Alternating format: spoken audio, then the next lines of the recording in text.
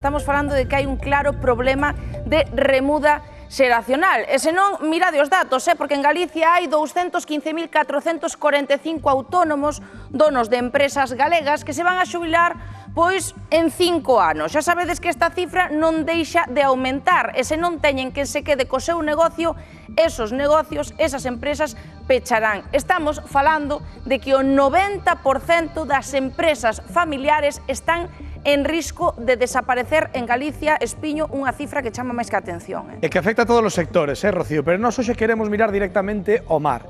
E facémolo a través da ollada de David, un mariñeiro de Portosín. Seu pai xa foi mariñeiro, el, como di, pois comezou a ir co vello ao mar, con 15 anos ali se quedou. Di que hoxe é unha realidade totalmente imposible porque os afoga. Pois estamos nun barco de cerco, en Portosín, eu son o patrón do barco está parado, bueno, está parado porque non podo traballar, vaya. Se sumas a sardiña que che dan, o precio que vai, as matemáticas non dan as cuentas, vaya, sales perdendo, non compensa traballar. O peixe, pois, prácticamente desapareceu. Non sei se é que non ten nutrientes o mar, o agua dulce, o cambio climático, algo de contaminación, non sei o que pasa, pero as especies das rías en pouca agua están desaparecendo todas. E claro, somos tantos barcos e non hai peixe para todos, vaya. Sardiñas hai moitas, é verdad, pero é a única especie que queda. E que a sardiña solo, sendo 4 ou 5 meses ao mar, o que nos vale a nós, 0,60, 0,70, igual un día vai a €1, pero con eso non vivimos, vaya. A sardiña de Portugal é a nosa, é a mesma ibérica esta. E que pasa? Que Portugal, sendo menos da mitad de barcos que nós, se quedou con 66,6. E nós con 33,3. O sea, somos o doble de barcos e de 3 partes eles levan 2. Pois a ver se ven o desguace ou levan dunha vez.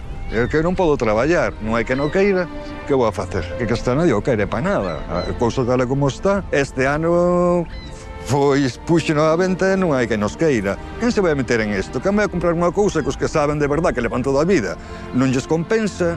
E que tonto sería para meterme nunha historia destas.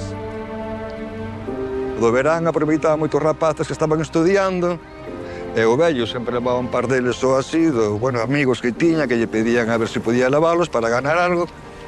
E había rapaces mogollón deseando traballar do mar porque se vivía moi ben, vaya. O pai era un mariñeiro, mas moi bo mariñeiro, vaya, sí. Tiña un fillo, a verdad, que lle gusta moito o mar. Tiña o barco que, se a cousa fora ben, pois iría para él, para que seguira eso, como lle gusta tanto o mar, que seguira aquí, pescando. Isto xa non é tonto, xa non se mete porque sabe como está a historia. Pero non, que isto non ten futuro para nada. E unha pena, a min hasta me dá pena vir ao muelle, a verdad. Todo ano así, desértico. Isto está máis que muerto. Me dá moita pena ver así todo tirado, todo abandonado. É que isto non ten futuro de nada, vaya.